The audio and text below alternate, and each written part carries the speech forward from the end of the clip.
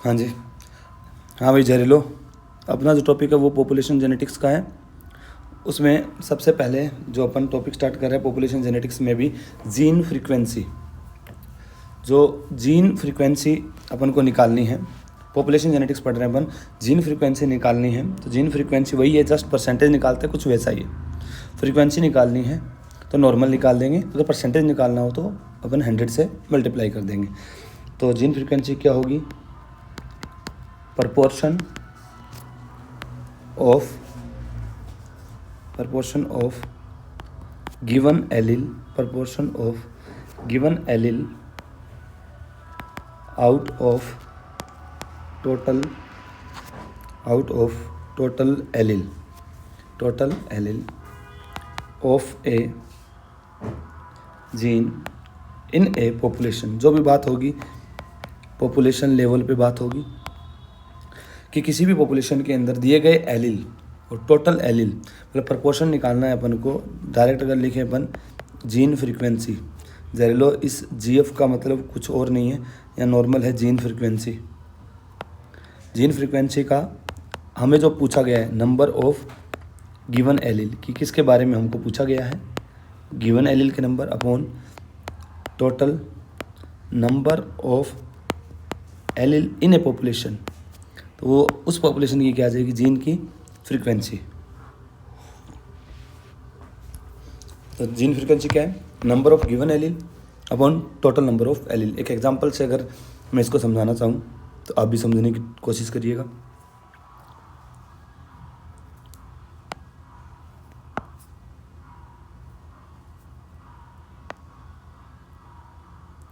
अगर ये कोई पर्टिकुलर एरिया, यहाँ पर individual A B C D और ई, मान लो यहाँ 5 इंडिविजुअल हमने बनाए हैं।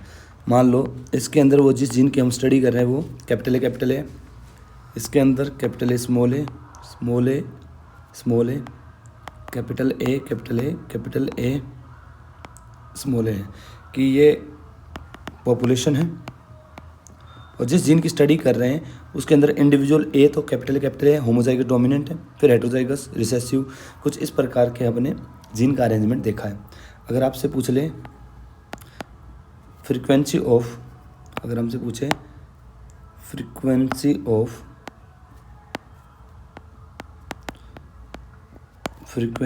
Of capital A allele, important question आते हैं नीट में आया वो क्वेश्चन एक, frequency of capital A allele. पहले तो कैपिटल ए कितने गिनो इस पॉपुलेशन के अंदर, कैपिटल ए एलील गिनते देखिएगा ध्यान से। कैपिटल ए एक इंडिविजुअल के पास 2 एलील हो गए, 2 3 4 5 और 6। तो कैपिटल ए एलील इस पॉपुलेशन के अंदर कितने हैं? 6। स्मॉल ए एलील भी काउंट कर लो, ए किसके पास है? 2 ये रहे, 3 और 4, कितने हैं स्मॉल ए? तो उस पॉपुलेशन के अंदर कैपिटल ए और स्मॉल ए एलील देख लो। कैपिटल ए 6 है और स्मॉल ए 4 है। पूछा क्या है? कैपिटल ए का। तो पूछा किसका गया है? कैपिटल ए का।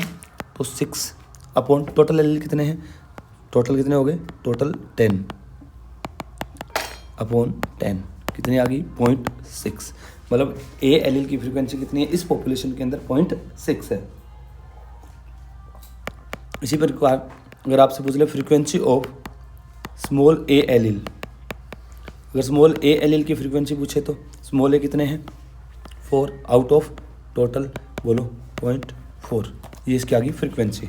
तो फ्रीक्वेंसी सिंपल है, जो पूछा गया है अपॉन टोटल, जिस पॉपुलेशन के अंदर टोटल एलील काउंट कर लो पहले तो, फिर उसमें से डोमिनेंट रिसेसिव कितने हैं वो काउंट कर लो, और उसमें जिसका पूछा है, जो पूछा गया है, दिया गया है, मतलब किसके बारे में पूछ रहा है तो अपॉन टोटल कर दो, तो वो आ जाएगी उस एलील के बारे में, उस जीन की क्या आ जाएगी? जीन फ्रीक्वेंसी, या उस एलील की क्या आ जाएगी? फ्रीक्वेंसी आ जाएगी।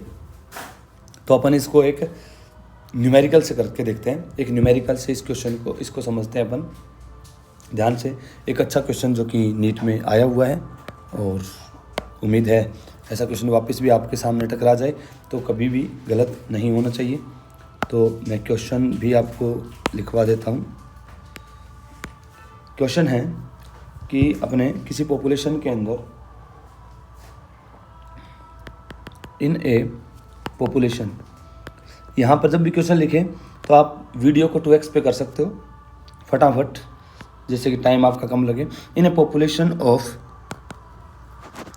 1000 इंडिविजुअल, आप 2x पे कर सकते हो वीडियो को फटाफट जब तक मैं क्वेश्चन लिखूं। 1000 इंडिविजुअल, जिसमें से 360 belong to genotype capital A, 480 belong to capital A, small A, and the remaining 160 belong to small a। हमें करना है small a, then calculate frequency of allele capital A in the population।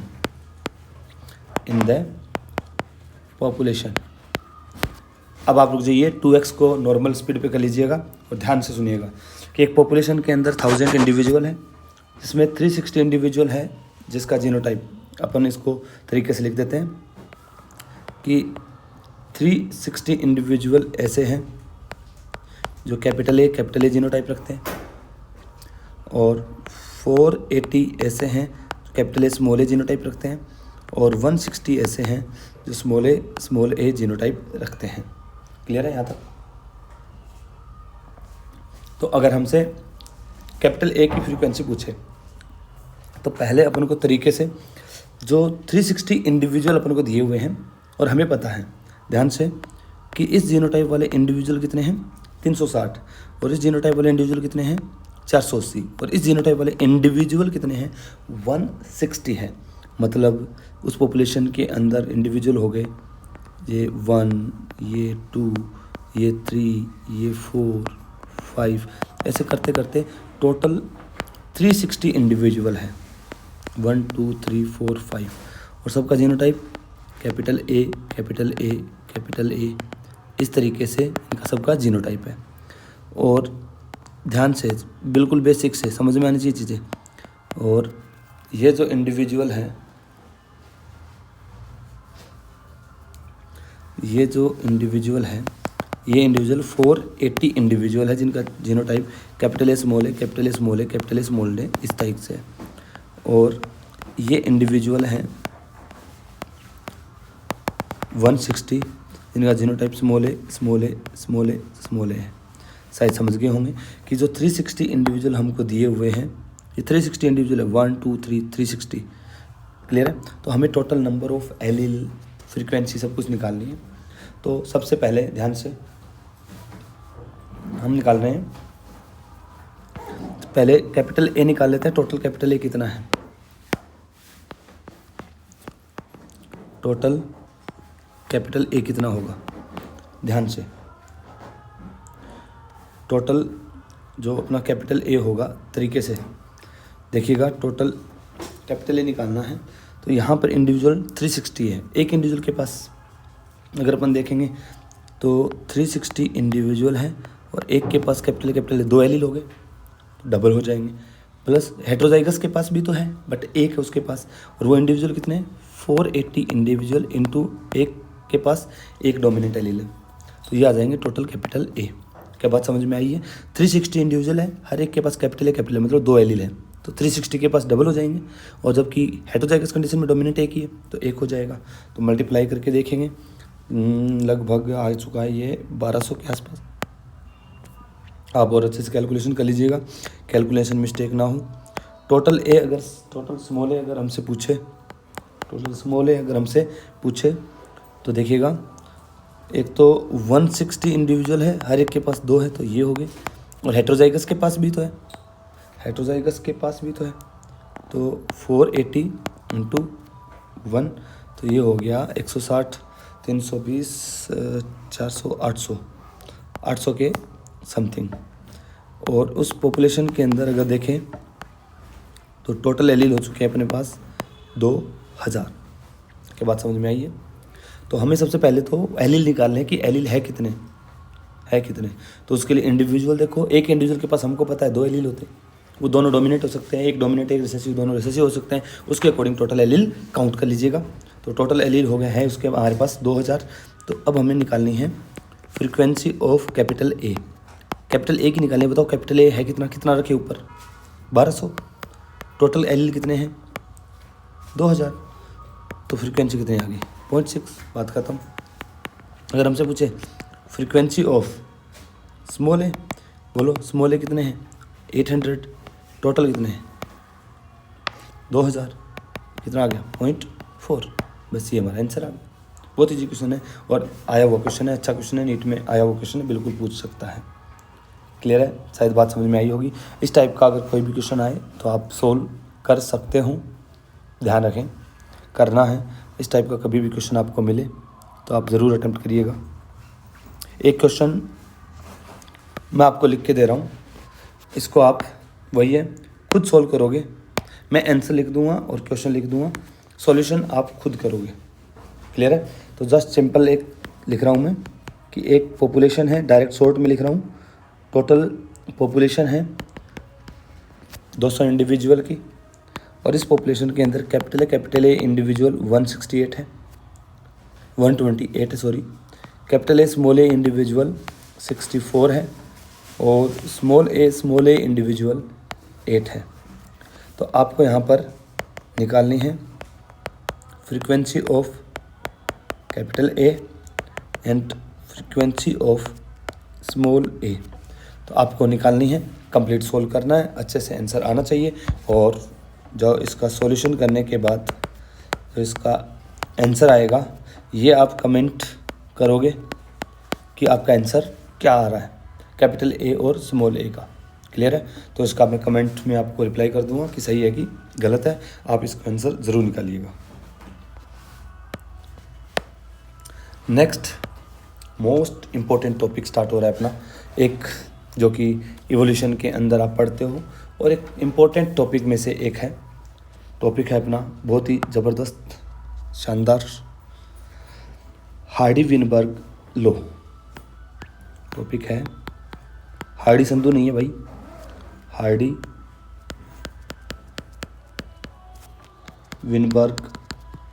Law.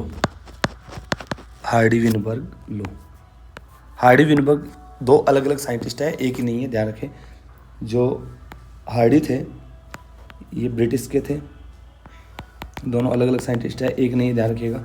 British mathematician है, ये mathematician है,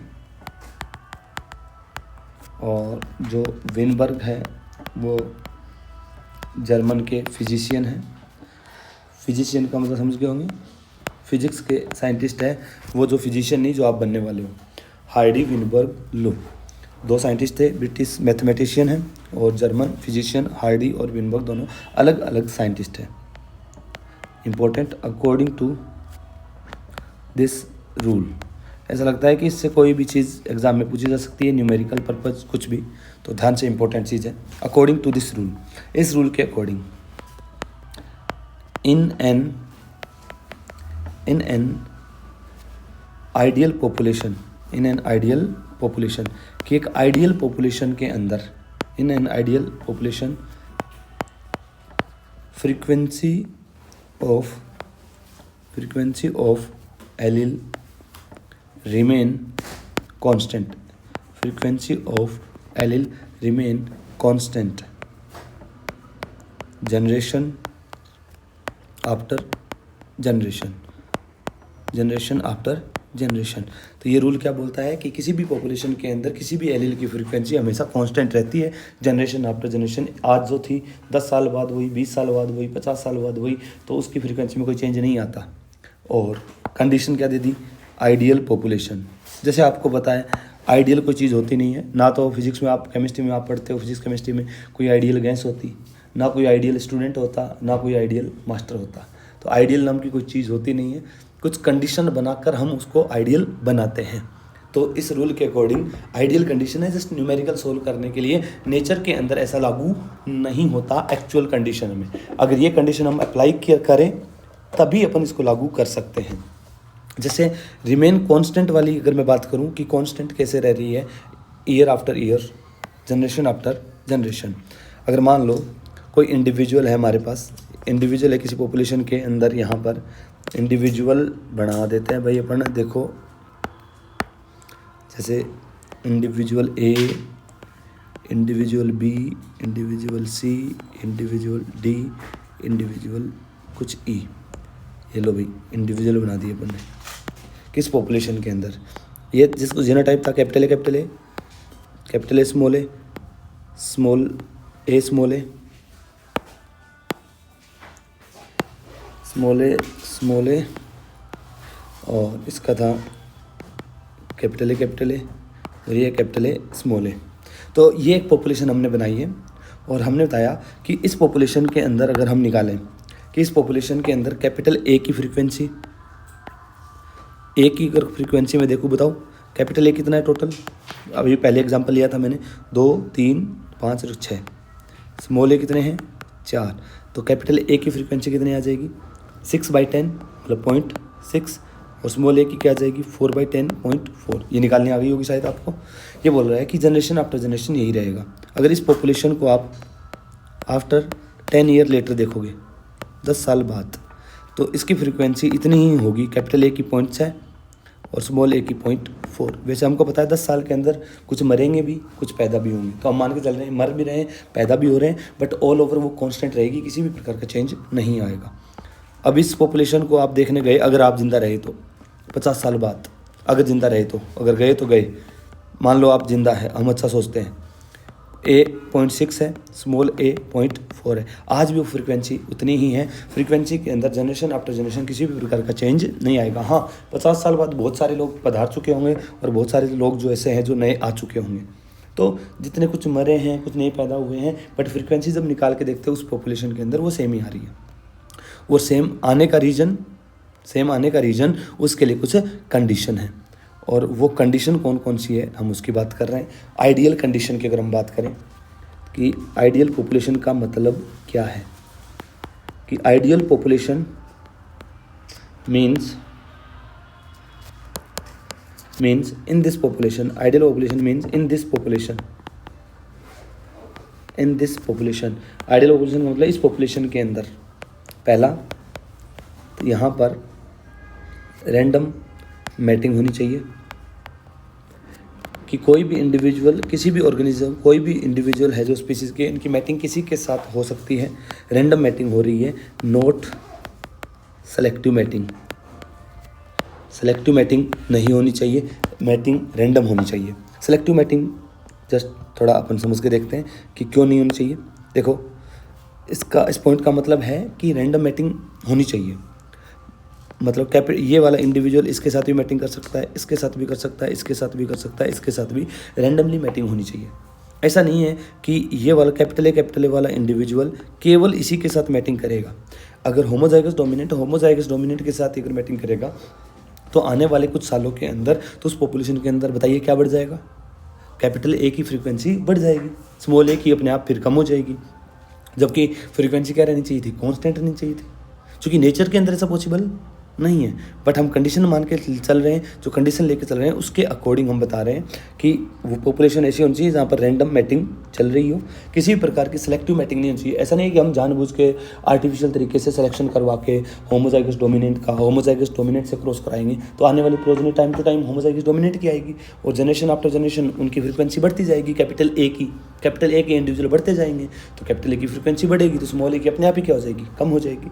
दूसरा, no mutation, कि कोई भी म्यूटेशन नहीं होना चाहिए, क्योंकि हो सकता है अगर कोई म्यूटेशन हो गया तो अभी अपन कैपिटल ए स्मॉल ए, मतलब नेचर के अंदर यहाँ पे 2 टाइप के एलील लेके चल रहे थे।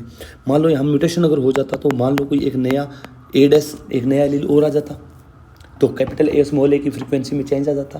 तो कोई भी म्यूटेशन नहीं होना चाहिए, जबकि नेचर में हमको पता है ऐसा नहीं है, म्यूटेशन होता है, म्यूटेशन होता रहता है।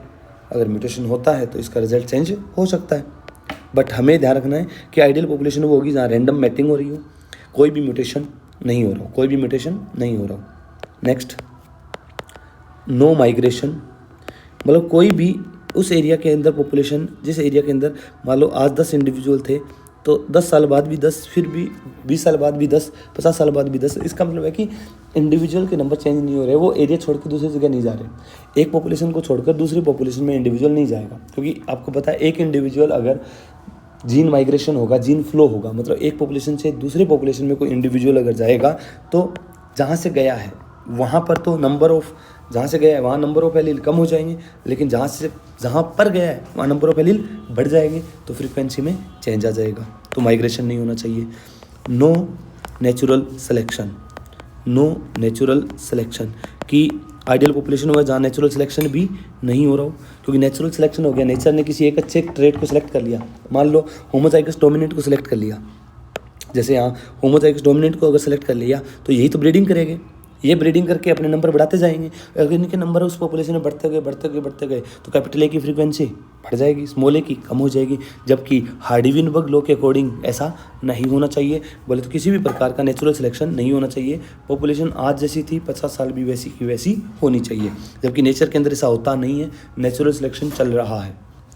नेक्स्ट, पॉपुलेशन इज लार्ज, कि पॉपुलेशन साइज़ क्या होना चाहिए, लार्ज होना चाहिए। स्मॉल पॉपुलेशन साइज से काम नहीं चलेगा। अगर मान लो 5 इंडिविजुअल है, अगर एक मर गया तो 4 ही बचे, तो फ्रीक्वेंसी में बहुत ज़्यादा वेरिएशन आएगा। अगर यहीं पर मान लो 10 लाख इंडिविजुअल हो, अगर एक मर गया तो इतना ज़्यादा वेरिएशन नहीं आएगा। तो जितना ज़्यादा पॉपुलेशन साइज ज़्यादा लार्ज होगा तो उतना ही फ्रीक्वेंसी में चेंज कम आएगा। अगर कोई इंडिविजुअल की डेथ हो गई है उस वजह से, या कोई पैदा हो गया है, तो पहले अगर 4 थे तो पैदा हो गई तो 6 होती, एकदम से चेंज आएगा, चेंज ज़्यादा आएगा। तो अगर लार्ज पॉपुलेशन साइज होगी, कोई 1-2 इंडिविजुअल मर भी गए हैं, डेथ भी हो गई है, तो इतना बड़ा चेंज नहीं आने वाला है। तो ध्यान रखिएगा, ये वो कंडीशन है जो आइडियल पॉपुलेशन पे लागू होगी। मतलब क्या क्या, रैंडम मैटिंग होनी चाहिए, किसी प्रकार का म्यूटेशन नहीं होना चाहिए, माइग्रेशन भी नहीं होना चाहिए, और नेचुरल सिलेक्शन भी नहीं चलना चाहिए, और पॉपुलेशन साइज़ क्या होना चाहिए, लार्ज होना चाहिए। ये सारी की सारी कंडीशन किसके लिए है, एक आइडियल पॉपुलेशन के लिए, जबकि नेचर के अंदर तो सारी चीज़ें लागू होती हैं। तो उस केस में कि हार्डी-विनबर्ग लॉ को कौन कौन फैक्टर अफेक्ट कर सकते हैं, अगर इसका उल्टा पूछ ले, ये तो होनी चाहिए कि आइडियल पॉपुलेशन के अंदर ये कंडीशन होनी चाहिए। अब इसमें से अगर आपसे पूछ ले कि कौन कौन से फैक्टर है जो हार्डी-विनबर्ग लॉ को अफेक्ट करते हैं, तो रैंडम मैटिंग की जगह क्या लिख देगा, सेलेक्टिव मैटिंग, यस अफेक्ट करेगा। म्यूटेशन हो रहा है, अफेक्ट करेगा। माइग्रेशन हो रहा है, अफेक्ट करेगा। नेचुरल सिलेक्शन हो रहा है, अफेक्ट करेगा। तो कुछ फैक्टर है जो कि पॉपुलेशन, आइडियल पॉपुलेशन की फ्रीक्वेंसी को चेंज करेगा, हार्डी-विनबर्ग इक्वेशन को चेंज कर देगा। तो एक दूसरा एक अच्छा क्वेश्चन बनता है, मतलब यहाँ पर हमने कहा है कि सेलेक्टिव मैटिंग नहीं होनी चाहिए। तो अगर हम देखें तो यहाँ पर देखिएगा, एक ये क्वेश्चन बन जाता है, factor affecting Hardy-Weinberg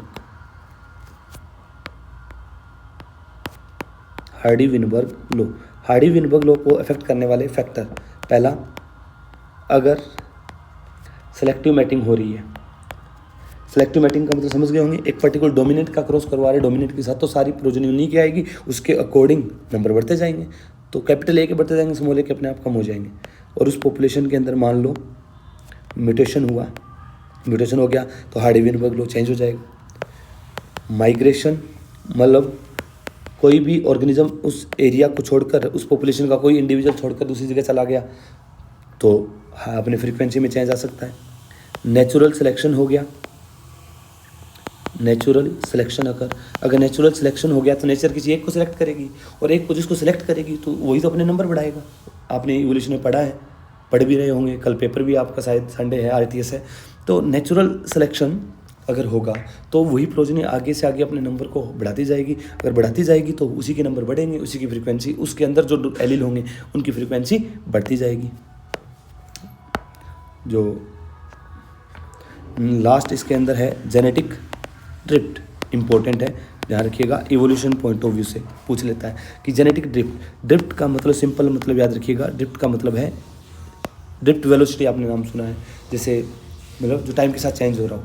genetic drift का मतलब चेंज। मतलब जेनेटिक ड्रिफ्ट की डेफिनेशन भी अगर लिख दे अपन तो क्या लिखेंगे, sudden change in gene frequency, sudden change in gene frequency. अगर जीन की फ्रीक्वेंसी में सडनली कोई चेंज हो जाए किसी भी वजह से हो जाए वो, अगर जीन फ्रिक्वेंसी में कोई भी चेंज हो जाए, sudden change in gene frequency due to any reason, और किसी भी रीजन की वजह से अगर जीन फ्रिक्वेंसी में चेंज हो रहा है, इवन वो सैम्पलिंग एरर भी हो सकता है।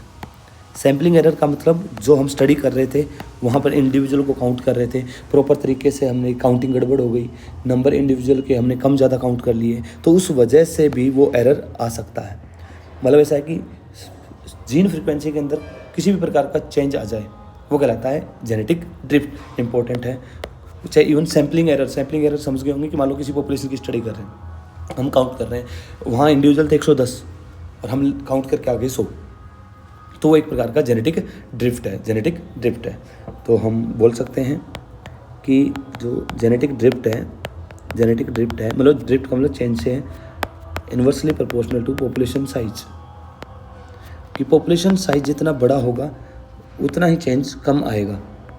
वही है, 6 इंडिविजुअल थे, 2 चले गए, मान लो 2 चले गए या 2 की अपने काउंटिंग नहीं कर पाए, 4 को काउंट कर पाए, तो पहले 6 थे, हम 4 ही काउंट कर पाए, तो एरर ज़्यादा बड़ा आएगा। और 10 लाख है उसमें से 2 काउंट नहीं कर पाए अपन, तो इतना बड़ा एरर नहीं आएगा।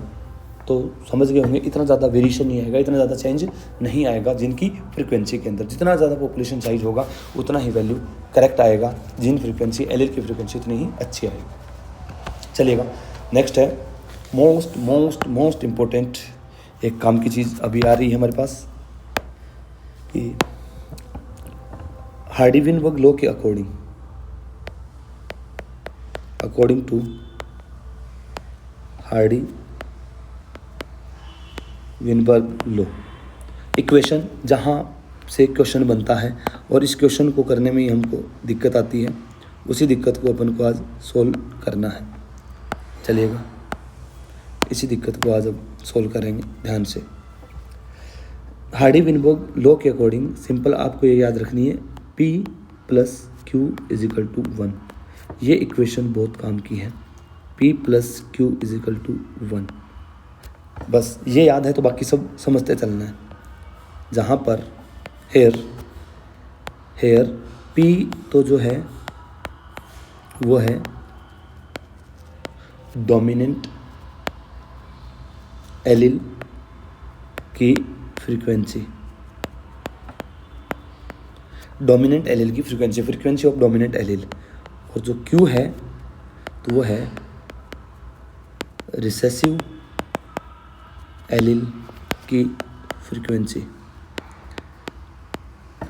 P डोमिनेंट एलील की फ्रीक्वेंसी है और Q रिसेसिव एलील की फ्रीक्वेंसी है। तो अगर हमें फ्रीक्वेंसी निकालनी हो, कैपिटल P या स्मॉल p, ये कुछ भी हो कोई मैटर नहीं करता, P + Q = आपको 1 याद रखना है। ये हार्डी-विनबर्ग का लॉ है। तो कैपिटल P इसमें डोमिनेंट एलील की फ्रीक्वेंसी है और जो Q है मतलब स्मॉल p के कैपिटल P, वो कैपिटल हो या स्मॉल हो कोई मैटर नहीं करता, P + Q = 1 है, जिसमें से P क्या है डोमिनेंट एलील की फ्रीक्वेंसी और Q क्या है रिसेसिव एलील की फ्रीक्वेंसी।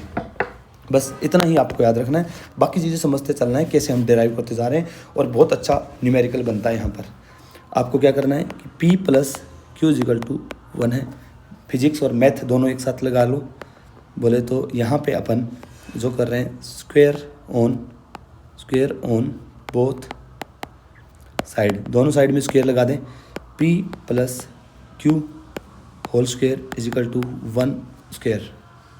तो अब इसको तो आपको बाइनोमियल इक्वेशन ही सोल्व करना आता होगा, P² + Q² + 2PQ = 1। बस ये भी याद रखनी है आपको, स्टार्टिंग वहाँ से कि P + Q = 1, स्क्वायर कर दिया तो ये बन गई P² + Q² + 2PQ = 1। Most important है, तो आपको बहुत शानदार तरीके से इसको याद रखनी है। अब ये तो याद रह जाती है, बट अब याद ये नहीं रहती कि ये क्या है, PQ ये क्या है। बहुत शिद्दत से बहुत तरीके से आपको याद रखना है। यहाँ पे मैं बाद में लिखूँगा, पहले मैं आपको ये चीज़ समझा देता हूँ। तो यहाँ पर ये तो 1 आ गया, तो यहाँ पे मैं लिखूँगा कि क्या आएगा। चलिएगा, आप बताएंगे यहाँ पर क्या आएगा। पहले मैं बता देता हूँ एक बार वापस, कैपिटल P को याद करो, डोमिनेंट एलील को रिप्रेजेंट करेगा, और Q रिसेसिव एलील को रिप्रेजेंट करेगा। तो पी तो रिप्रेजेंट कर रहा है डोमिनेंट एलील को और क्यू रिप्रेजेंट कर रहा है रिसेसिव एलील को। बस बात खत्म। तो अगर आपसे पूछे कि पी स्क्वेयर क्या होगा, बताओ। पी स्क्वेयर का मतलब 2p, मतलब 2 डोमिनेंट एलील। सिंपल सी बात, कैपिटल ए, बात खत्म। तो पी स्क्वेयर क्या है, हमने डाला पी क्या है, डोमिनेंट एलील है। तो पी स्क्वेयर कितने हो गए, 2 हो गए। तो कैपिटल ए क्या होगा, पी स्क्वेयर होगा। बस अब इसके अंदर ध्यान रखना, इसको लिखते कैसे अपन, ये रिप्रेजेंट करता है फ्रीक्वेंसी ऑफ, बताओ होमोजाइगस है कि हेटेरोजाइगस, बिल्कुल शाबाश। Frequency of homozygous, frequency of homozygous dominant, frequency of homozygous dominant genotype. या तो ऐसा लिख देगा frequency of homozygous dominant genotype, या इसकी जगह वो लिख देगा एग्जामिनर फिनोटाइप, या लिख देगा फिनोटाइप, या वो इसको लिख देगा कैरेक्टर, या नॉर्मल लिख देगा ऑर्गेनिज्म। कुछ भी लिख दो, आपको पता है पी स्क्वेयर के कैपिटल है, बस बात खत्म। वो homozygous dominant genotype, homozygous dominant phenotype, character, organism, कुछ भी लिख दे, वो सबको रिप्रेजेंट करता है पी स्क्वेयर। अब आप बताओगे क्यू स्क्वेयर किसको रिप्रेजेंट करता है, क्यू रिसेसिव एलील है, तो 2 बार स्मॉल आ जाएगा, स्क्वेयर है ना, केवल क्यू होता तो स्मॉल ए हो जाता, क्यू स्क्वेयर है 2 हो जाएंगे ए। बताओ इसको अपन क्या लिखेंगे, फ्रीक्वेंसी ऑफ होमोजाइगस रिसेसिव, बस homozygous recessive genotype, homozygous recessive genotype. वो इसकी जगह लिख दे नाम फिनोटाइप, वो इसकी जगह लिख दे कैरेक्टर, वो इसकी जगह लिख दे नाम ऑर्गेनिज्म, कुछ भी लिख दे, कोई फ़र्क नहीं पड़ता। तो क्यू स्क्वेयर हो गया। अब लिखा हुआ है, बताओ एक चीज़ लिखी हुई 2pq, इंपॉर्टेंट, ध्यान से 2pq बताइएगा, मोस्ट इम्पोर्टेंट। ये चीज़ों को पहचानना ही हमारा क्वेश्चन सॉल्व हो जाएगा। बताओ पी किसको रिप्रेजेंट करता है, कैपिटल ए को, क्यू किसको रिप्रेजेंट करता है, स्मॉल ए को। तो बस 2pq रिप्रेजेंट कर रहा है हेटेरोजाइगस कंडीशन को, बात खत्म।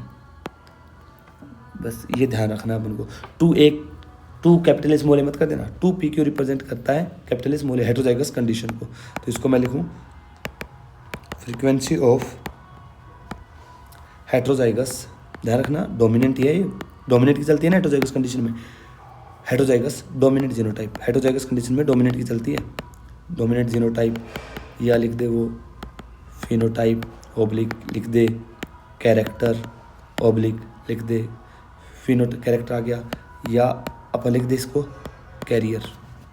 ध्यान से राइटिंग पे मत जाना, आप समझने पे जाना, कैरियर ध्यान रखना। हेटेरोजाइगस हमको पता है, रिसेसिव डिसऑर्डर जो भी होता है उसके लिए क्या होता है, कैरियर को रिप्रेजेंट करता है। तो बस ये चीज़ें बहुत काम की है। तो कैपिटल पी, जो भी पी है डोमिनेंट एलील है, क्यू रिसेसिव एलील है, तो पी स्क्वेयर क्या हो गया, होमोजाइगस डोमिनेंट, ये होमोजाइगस रिसेसिव, 2pq हेटेरोजाइगस हो गया, या कैरियर हो गया। तो बताओ यहाँ क्वेश्चन मार्क, पी स्क्वेयर किसको रिप्रेजेंट करता है, कैपिटल ए को, क्यू स्क्वेयर स्मॉल ए को, और 2pq कैपिटल ए स्मॉल ए, बस यही इक्वेशन है। इसी के अंदर हम, आप लिखना चाहो इसको अच्छे से लीजिएगा, मैं थोड़ा इसको तरीके से स्क्रीन पे ले आता हूँ। आप या तो स्क्रीनशॉट ले लो या साथ साथ नोट्स लिखते चलो, बहुत काम की चीज़ है, लिखते चलो, मैं बोलता जा रहा हूँ साथ साथ, बिल्कुल स्लो चल रहे हैं अपन। चलिएगा, अब 1-2 चीज़ें और आ रही हैं। अगर आपसे पूछ ले क्वेश्चन के अंदर पी स्क्वेयर, यही चीज़ें पहचाननी है आपको, पी स्क्वेयर प्लस 2pq, ये पी स्क्वेयर प्लस 2pq, बताओ पी स्क्वेयर क्या होता है, होमोजाइगस डोमिनेंट, ये होता है हेटेरोजाइगस डोमिनेंट। मतलब होमो हेटेरो वर्ड ना बोले, अगर नॉर्मल डोमिनेंट बोले तो ये पी स्क्वेयर प्लस 2pq किसको रिप्रेजेंट करता है, डोमिनेंट को। ये बहुत काम की चीज़ है। कई बार क्या डोमिनेंट याद आती है, पी स्क्वेयर याद आता है, 2pq को हम भूल जाते हैं। तो मेरे मित्रों जहरीलो, इसको भूलना नहीं है। पी स्क्वेयर प्लस 2pq किसको रिप्रेजेंट करता है, frequency of dominant genotype, frequency of dominant genotype, oblique phenotype, oblique character, oblique organism. ध्यान रखना, P square plus 2pq dominant को रिप्रेजेंट करता है। होमो हेटेरो नहीं बोले, सिर्फ केवल डोमिनेंट बोले तो आपके दिमाग में पी स्क्वायर प्लस 2pq चलना चाहिए। चलिएगा नेक्स्ट एक रिप्रेजेंटेशन और कर देते हैं। यही क्वेश्चन है सारे के सारे, एक प्रकार से इसको अपन आगे से आगे ड्राइव करते जा रहे हैं। आप बताओ, P square plus Q square ये क्या है? Homozygous dominant. ये क्या है? Homozygous recessive. तो डोमिनेंट और रिसेसिव ना बोले, केवल होमोजाइगस बोल दे तो क्या लिख देंगे? Frequency of homozygous genotype, homozygous genotype, homozygous phenotype बोल दे, कैरेक्टर बोल दे, ऑर्गेनिज्म बोल दे, इनमें से कोई सा भी आ जाए वो रिप्रेजेंट करेगा। तो यहाँ पे अपने इस इक्वेशन को 4-5 तरीके से लिखा है, तो ध्यान से, कोई गड़बड़ नहीं होनी चाहिए। शुरुआत करिए अपने फटाफट, एक बार रिवीजन कर देते हैं कि Hardy Weinberg law P plus Q equal to 1 है, जहाँ P डोमिनेंट एलील की फ्रीक्वेंसी है, Q रिसेसिव एलील की है, इजिकल टू 1। तो स्क्वायर कर दो दोनों साइड, तो इक्वेशन बाइनोमियल इक्वेशन है, P square plus Q square plus 2pq equal to 1 हो जाएगा। कैपिटल P डोमिनेंट और स्मॉल q जो भी क्यू क्या है? रिसेसिव है। तो पी स्क्वायर है, अगर अकेला P होता तो कैपिटल A, पी स्क्वायर मतलब homozygous dominant capital A, Q square represent करता है होमोजाइगस रिसेसिव को, 2pq हेट्रोजाइगस को। अब ये 2-3 रिप्रेजेंटेशन अच्छे आए हैं, न्यूमेरिकल पॉइंट ऑफ व्यू से काम का है। तो ये थोड़ा सा जो कि ज़्यादातर भूल जाते हैं, तो इसको और अच्छे से ध्यान रखिएगा। पी स्क्वायर प्लस 2pq आ जाए तो केवल डोमिनेंट है, मतलब अगर होमोजाइगस हेट्रोजाइगस टर्म ना लिखे, केवल डोमिनेंट लिखे, तो ये दिमाग में आना चाहिए, पी स्क्वायर प्लस 2pq। और केवल होमोजाइगस बोले, डोमिनेंट रिसेसिव ना बोले, तो P square plus Q square आना चाहिए। क्लियर है? चलिएगा, अब मैं इसके बेसिस पर कुछ न्यूमेरिकल आपको करवा रहा हूँ, और न्यूमेरिकल से शायद सारी चीज़ें आपको क्लियर हो जाएगी। ठीक है भाई सारे लोग, तो स्टार्ट की जाए। इसके हम न्यूमेरिकल करेंगे, और न्यूमेरिकल से चीज़ें आपको पता है और अच्छे से क्लियर हो जाएगी। चलो, सबसे पहले ध्यान रखिएगा, जो भी क्वेश्चन मैं लिखा रहा हूँ आइडियल पॉपुलेशन के लिए लिखा रहा हूँ, हार्डी-विनबर्ग लॉ की कंडीशन लागू होती है, तो ये चीज़ें अंडरस्टूड हैं। तो पहला क्वेश्चन तो मैं लिखा देता हूँ, आप भी लिख लेना। इन ए लार्ज पॉपुलेशन, आप इसको जेनेटिक्स के बाद नोट्स में ऐड करना है, क्योंकि जेनेटिक्स का पोर्शन है ये, बट इवोल्यूशन के अंदर दिया हुआ है। इवोल्यूशन, इकोलॉजी, जेनेटिक्स रिलेटेड चीज़ें होती है। In a large population, frequency of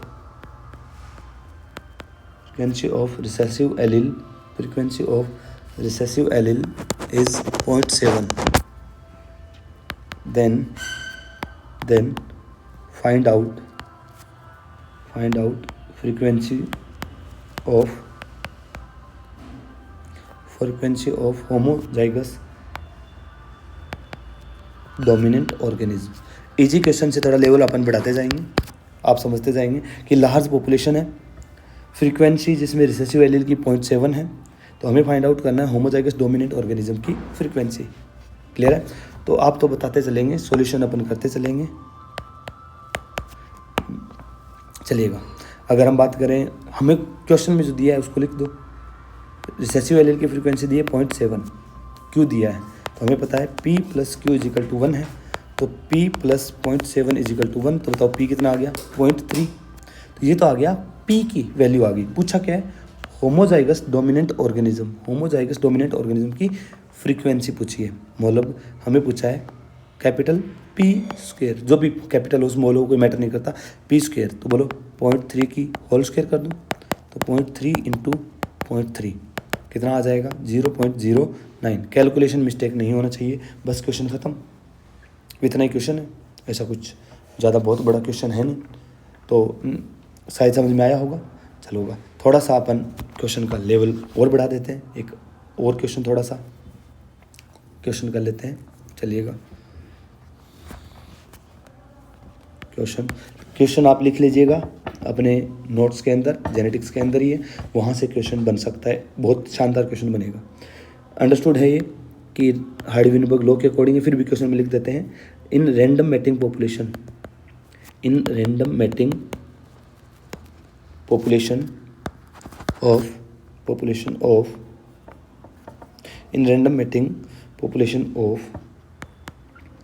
1000 individual frequency of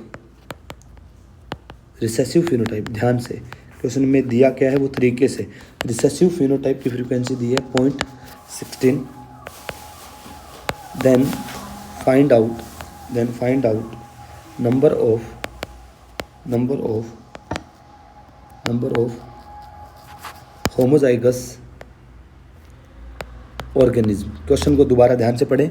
question है रैंडम मैटिंग पॉपुलेशन है, 1000 इंडिविजुअल हैं, उन 1000 इंडिविजुअल में से फ्रीक्वेंसी आपको दी है रिसेसिव फिनोटाइप की 0.16, तो हमें फाइंड आउट करना है होमोजाइगस ऑर्गेनिज्म की फ्रीक्वेंसी को। चलिएगा सॉल्यूशन देखते हैं। पहले लिखो क्वेश्चन में जो दिया गया है रिसेसिव फिनोटाइप 0.16, रिसेसिव फिनोटाइप, ध्यान से रिसेसिव एलील नहीं बोला, रिसेसिव फिनोटाइप बोला है, मतलब ऑर्गेनिज्म की बात कर रहा है। ऑर्गेनिज्म के पास बोले तो क्यू स्क्वायर, अरे क्लियर है क्या? रिसेसिव एलील बोलता तो क्यों लिखते हैं, रिसेसिव फिनोटाइप बोला है, ऑर्गेनिज्म का बोला है। ऑर्गेनिज्म के पास एक जीन कितने एलील होते हैं? 2 एलील होते हैं। ये क्या है? होमोजाइगस रिसेसिव है, तो 0.16, तो क्यू को हटा दूँ, आपको पता है फिजिक्स केमिस्ट्री मैथ आप पढ़ते हो, अंडर रूट लगा दूँ तो क्यू कितना आ गया?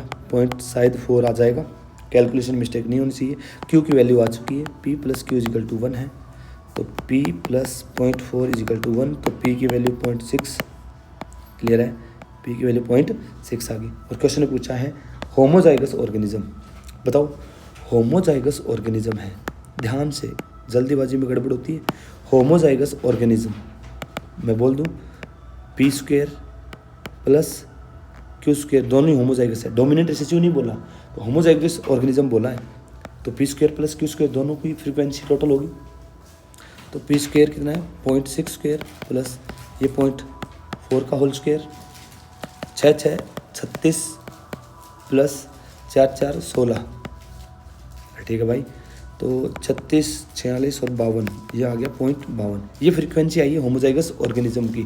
और हमसे पूछा है इंडिविजुअल के नंबर, ये फ्रीक्वेंसी आई है, हमें इसके नंबर पूछा है, इंडिविजुअल की नंबर पूछा है, तो हमें क्या करना है? टोटल पॉपुलेशन साइज कितना था? 1000 इंडिविजुअल, तो क्या करो उसे 1000 से मल्टीप्लाई कर दो, तो 520 इंडिविजुअल ऐसे हैं जिसके अंदर जो कि होमोजाइगस ऑर्गेनिज्म है। तो पहले तो फ्रीक्वेंसी निकाल लो, तो जितने इंडिविजुअल है उससे मल्टीप्लाई कर दो, तो उस पॉपुलेशन में 1000 में से 520 ऐसे है जो होमोजाइगस ऑर्गेनिज्म है, क्लियर है ना? चलिएगा नेक्स्ट क्वेश्चन लेके फटाफट।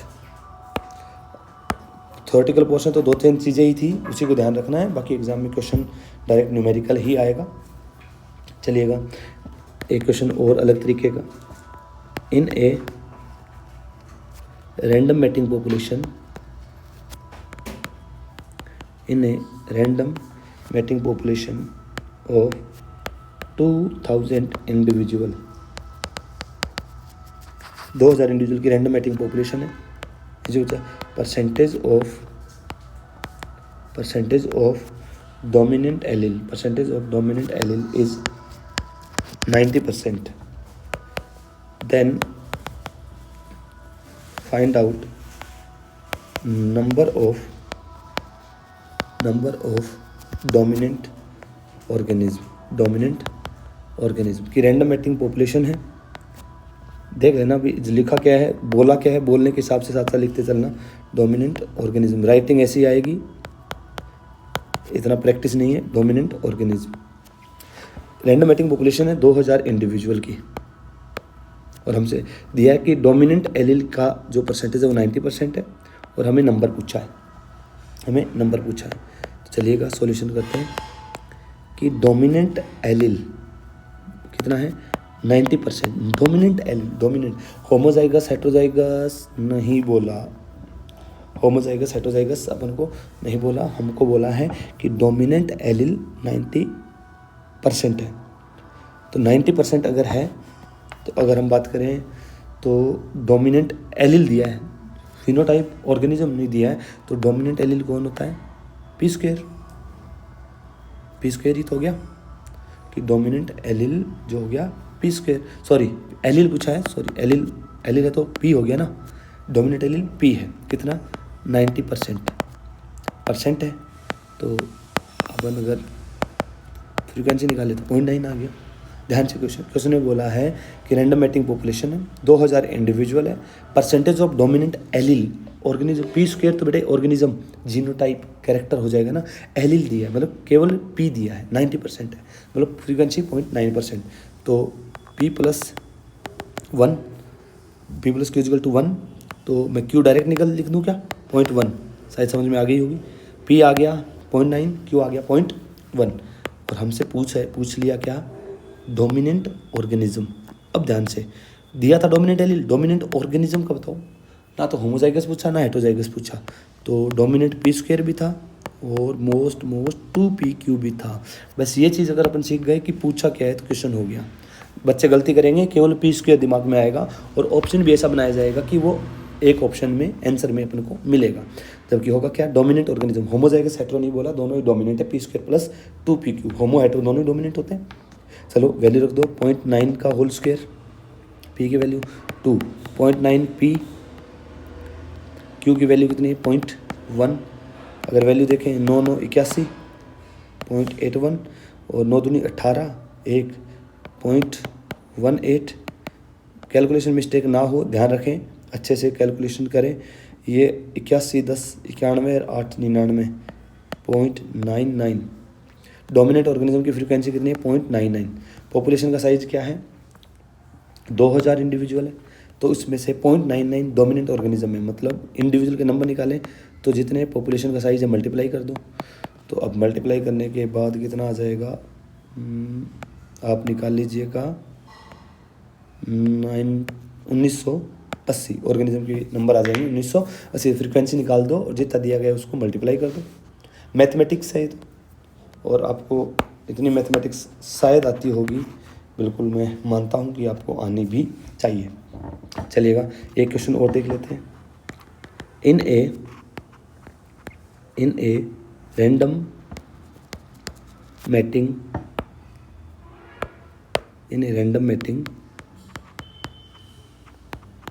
पॉपुलेशन, इसको एक नए पेज पे करके देखते हैं अपन, नए पेज पे करते हैं।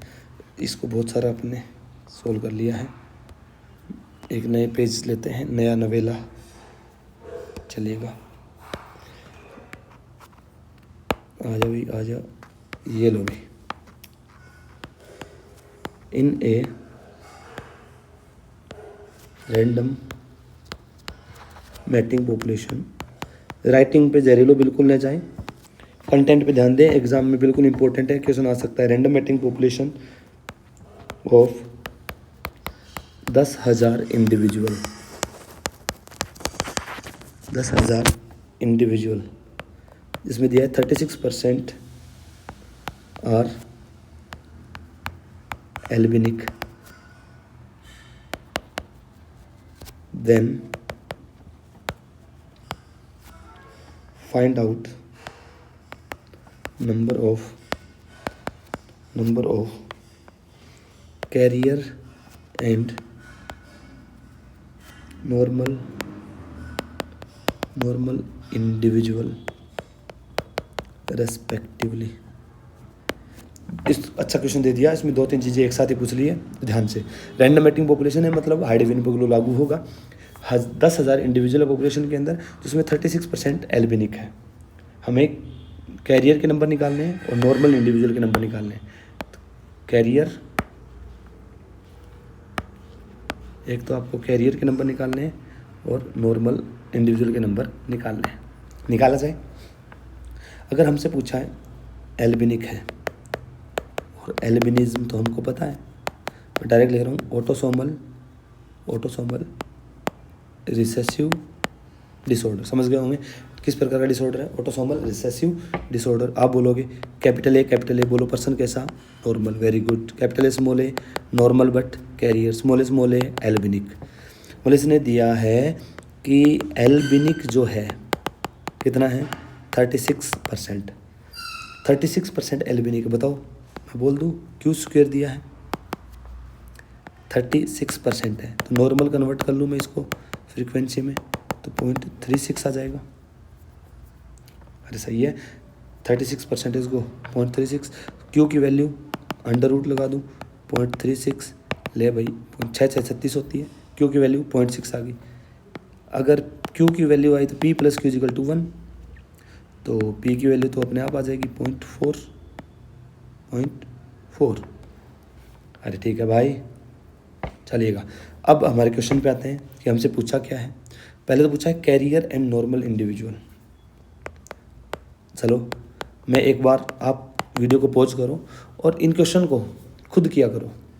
अभी कैरियर वाला है, पॉज करके खुद ट्राई करो कि कैरियर का मतलब जीनोटाइप आप क्या लिखोगे, और यहाँ पर हार्डी-वेनबर्ग इक्वेशन वाला कौन सा पोर्शन है जो कि आप इसके अंदर मेंशन करोगे, कौन सा पोर्शन है जो कि इसके अंदर आप मेंशन करोगे। बताओ किसको कैलकुलेट करना है, बताओगे। चलिएगा, शायद आप लोगों ने पॉज करके बता भी दिया होगा। कैरियर का मतलब 2 PQ को कैलकुलेट करना है। 2 P कितना 0.4, Q कितना 0.6, 6 चौक 24, 24 दूनी 48, 0.48 कैरियर की फ्रीक्वेंसी आ गई।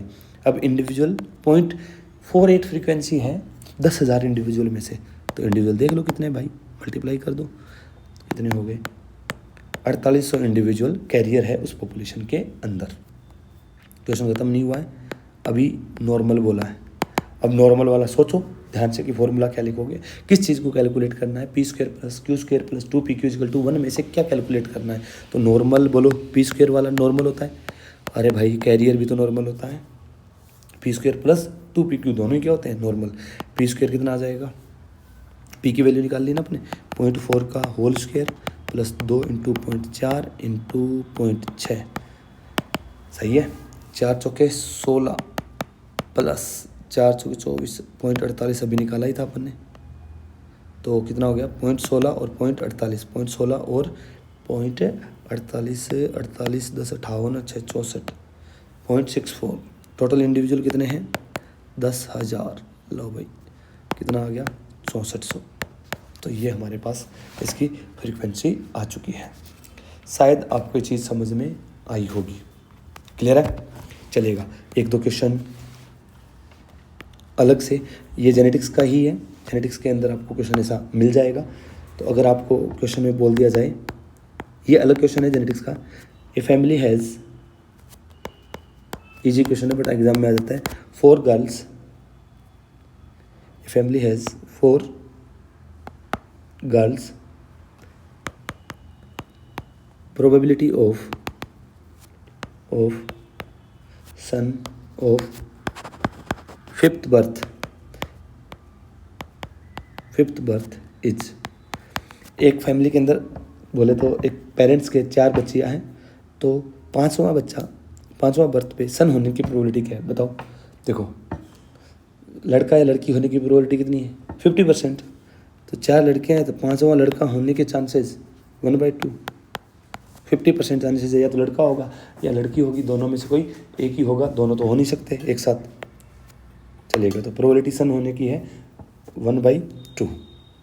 एक और भी एक अच्छा क्वेश्चन हो जाता है, आप इसको जेनेटिक्स के अंदर ऐड कर लोगे, ये इवोल्यूशन का नहीं है जेनेटिक्स का है और जहरीलों में आएगा।